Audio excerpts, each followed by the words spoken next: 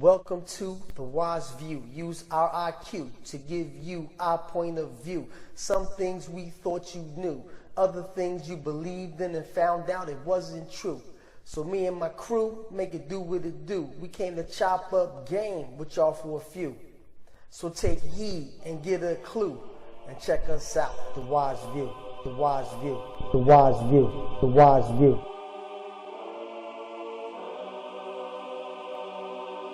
Anytime the black man attempts to change the slave image, he will scare white people. It is going to come. The question is, will it take the form of the righteous indignation tied to love and justice, or will it take the form of raw rage tied to revenge and bigotry? Black man should control the politics of his own community and control the politicians who are in his own community. God is going to punish you if you don't stand up for what is right.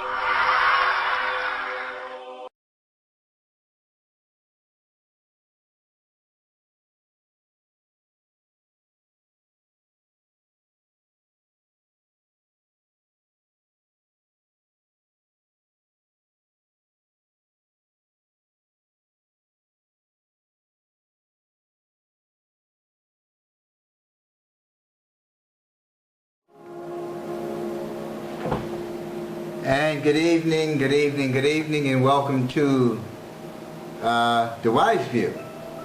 It's Tuesday night, all's good, I got a full stomach, and I'm ready to go. I don't know about what's happening up your end. It's like, yes I do.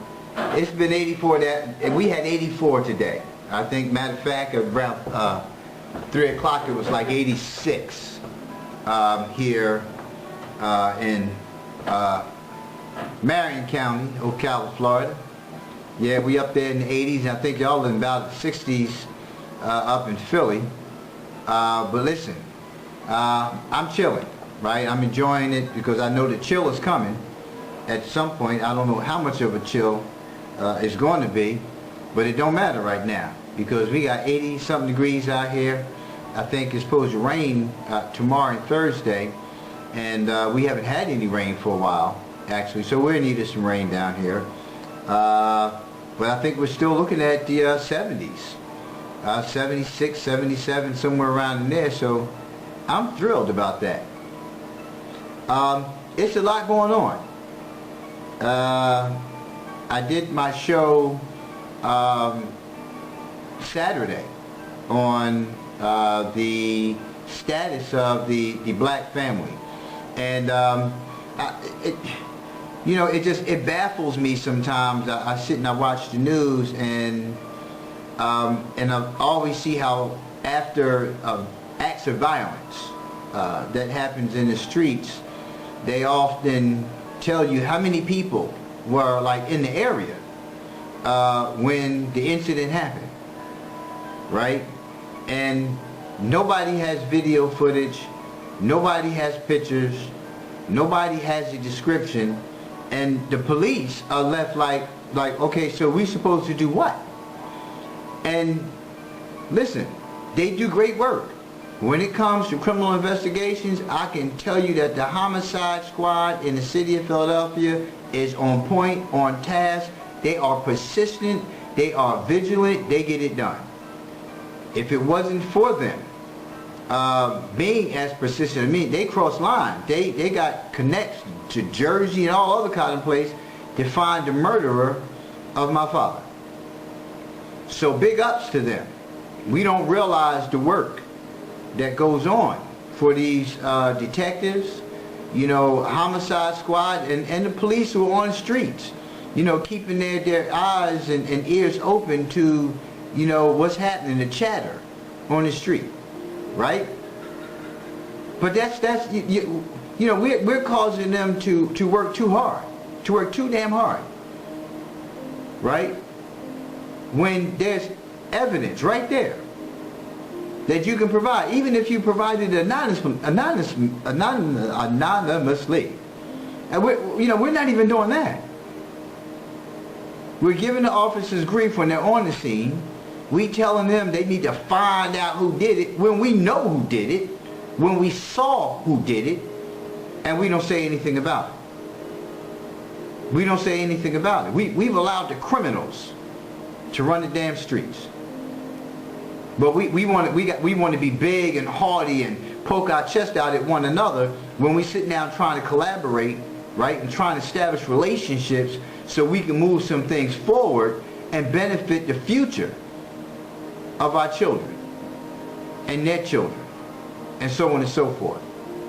Right? We're trying to like maintain some kind of consistency, like retain and maintain a legacy of some sort. But it seems like as the years go by, we're losing more and more. What's going to be left behind?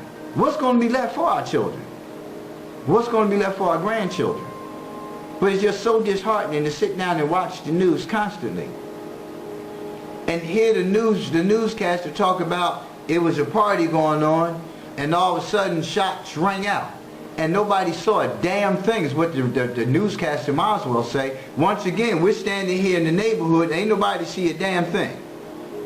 That's how news needs to start being reported. That's accuracy. That's accuracy. Right? Because as a newscaster, that's how I would want to report it. Once again, here we are on the street, all these people around, standing around pointing fingers, throwing slurs at the police officers, and once again, ain't nobody see a damn thing. That's the kind of news report I'll be giving. Because it's a reality. It's a reality. Right? And none of us want to address that reality. You want to keep living in fear. You want to keep allowing these cowards to run rampant on the street, killing children. And how long do you think it'll be before you catch a stray bullet? How long? My father was murdered by somebody he was helping. By somebody he was helping. Right? And dude was such a coward, he attacked him from the back. See all these wannabe tough guys running around here spraying communities with guns. Right? They're cowards. Right? Because in my day, we took the ass whooping and we gave them. Whatever the day brought, that's what it was going to be. And it was a wrap. But now you want to spray the corners and you want to run. If you're that tough, stand there. Wait for the police to get there. And then see how tough you are with them, with your gun drawn, when they draw theirs. You're killing innocent people. For what? People are surrendering their goods, and you're still killing them. For what? For what? But then when we all get lumped into this same group and be labeled as being heathenistic, barbarians, right? Animals, natives, we're insulted by it. But anytime you see those things happen and you do nothing, you are condoning it. You are condoning it. You're allowing it to take place. You're allowing it to exist. You breathe life into it every time you turn around and look the other way and act like you ain't see it. And then here's the other piece. Here's the even sadder piece. Right? Then, when their behinds get caught, now family members want to cry foul. Now you want to cry foul. But you knew all the while he was living dirty. You knew it was just a matter of time before it happened. You knew it. You knew it. You told him. But as long as you were benefiting from that lifestyle, it was okay. Right? You didn't want to turn him in.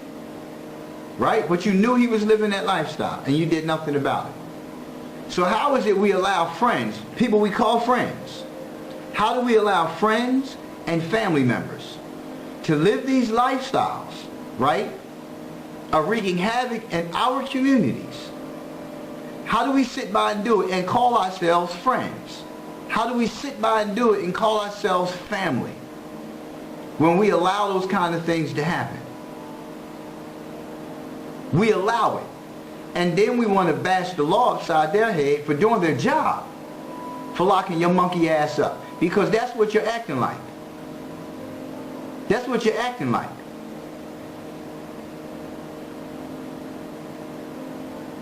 You see it, you know it's coming, and then when they get a body, and you know they got a body, you don't say nothing about it. And then as soon as they get picked up, now you want to cry foul. Now you want to say they didn't have to do him like this. They didn't have to do him like that.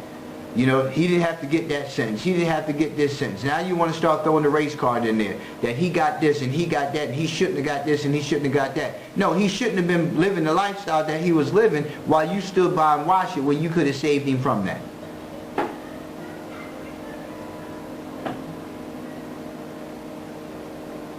You could have saved him from that lifestyle. But instead, you sat by, you watched him loading the guns, you watched him sticking the gun down in his pants, you saw all those things taking place. When they told you they was getting ready to go put in some work, you knew they was going to put in some work. When you watched the evening news, you saw the work that they had put in, right? And you said nothing, and you did nothing, right? But you knew it. And then you knew that the police was going to eventually catch him. And then when they draw first, and they put him down, because he's been deemed as being armed and dangerous, right? Now you want to cry foul. Now you want to cry foul. There's a time and a place for everything, right? There's a time and a place for everything.